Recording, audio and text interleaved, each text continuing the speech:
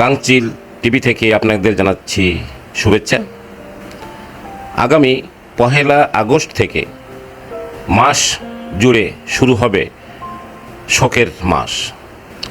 হাজার বছরের বুক ভরানির দীর্ঘশ্বাস, সন্তানহারা কত মায়ের অব্যক্ত হাহুতাশ, বিষাক্ত হয়েছে সেদিন আকাশ বাতাস।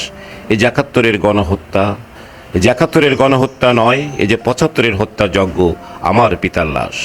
এই যে 75-এর হত্যা যজ্ঞ আমার পিতার লাশ। 15 আগস্ট আমাদের পিতা, জাতির জনক, হাজার বছরের শ্রেষ্ঠ বাঙালি কিছু দুষ্কৃতীর হাতে নিহত হয়েছিলেন। যে মানুষটির অঙ্গুলি হেলনে সারা বাংলা দুলেছিল, যে মানুষটির অঙ্গুলি হেলনে সারা বাংলাদেশ জাগরণের স্বপ্ন দেখেছিল, মুক্তিযুদ্ধে সশস্ত্র আন্দোলনের মাধ্যমে পাক সৈন্য বাহিনীকে পরাজিত করে একটি নতুন দেশ, লাল সবুজ পতাকার দেশ বাংলাদেশ গঠিত হয়। সেই মানুষটি নেই। 15 আগস্ট তিনি চলে গেছেন। এই মাস জুড়ে শোকের মাস।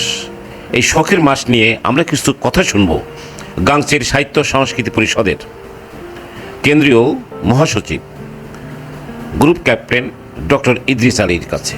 আমরা এখন চলে যাচ্ছি সরাসরি ডক্টর ইদ্রিস আলীর কাছে। আপনি কেমন আছেন? আসসালামু আলাইকুম, ভালো আছি। এই শোকের মাসে দর্শক জানতে চায় শোকের মাসটি কি এবং কেন? আসলে শোকের কথা শোকের মাধ্যমেই বলতে হয় যে আমাদের বাঙালির জন্য একটা বেদনা বিধুর কালো রাত্রি ছিল এবং কলঙ্কজনক ইতিহাস।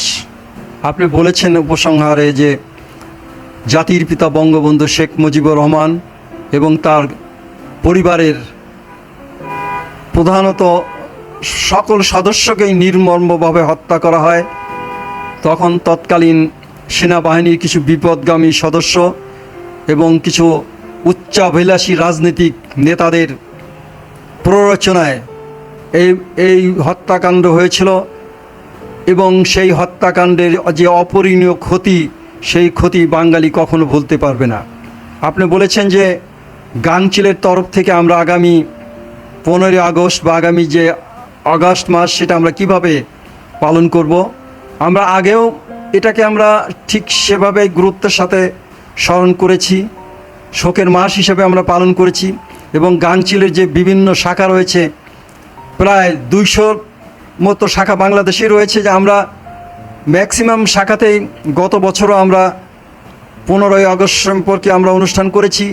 সেখানে শোক গাথা হয়েছে, সেখানে বঙ্গবন্ধু এবং তার পরিবারের নিহত সদস্যদের রুহের মাগফিরাত কামনা হয়েছে, তাদের সম্পর্কে আলোচনা হয়েছে এবং গাংচিলের সদস্যরা তাদের স্বরচিত কবিতা পাঠ করেছে এবং তাদের বিভিন্ন অভিব্যক্তির মাধ্যমে এই দিনটি স্মরণ করেছে। আমরা আশা করি এবারও আমরা আরও গাম্ভীর্যের সাথে, আরও বেদনার সাথে, আরও গুরুত্বের সাথে আমরা এই দিনটি পালন করব এবং সারা মাস ব্যাপী আমরা এই শোক পালন করব এবং সাহিত্য, সংস্কৃতি, কবিতা এবং অন্যান্য সাহিত্যের যে ধারাবাহিকতা রয়েছে, যে অঙ্গগুলো রয়েছে, সব কিছুর মধ্যে দিয়ে আমরা বঙ্গবন্ধু সেই নির্মম হত্যাকাণ্ড 15 আগস্টের শোকাবহ দিনের কথাকে আমরা প্রচার করার চেষ্টা করব।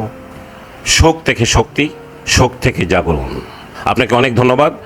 আগামী 1 আগস্ট থেকে গাংচিল শুরু করতে যাচ্ছে মাসব্যাপী অনুষ্ঠানমালা। বিভিন্ন শাখায় তো হবেই, আর প্রতিদিন এই গাংচিল টিভি চ্যানেলে আপনারা দেখতে পারবেন বঙ্গবন্ধু সম্পর্কে প্রতিদিন একটি করে অনুষ্ঠান। আমরা গাংচিল তরফ থেকে এই শোককে আমরা শক্তিতে রূপান্তরিত করার জন্য এই উদ্যোগ। ভালো থাকুন, খোদা হাফেজ।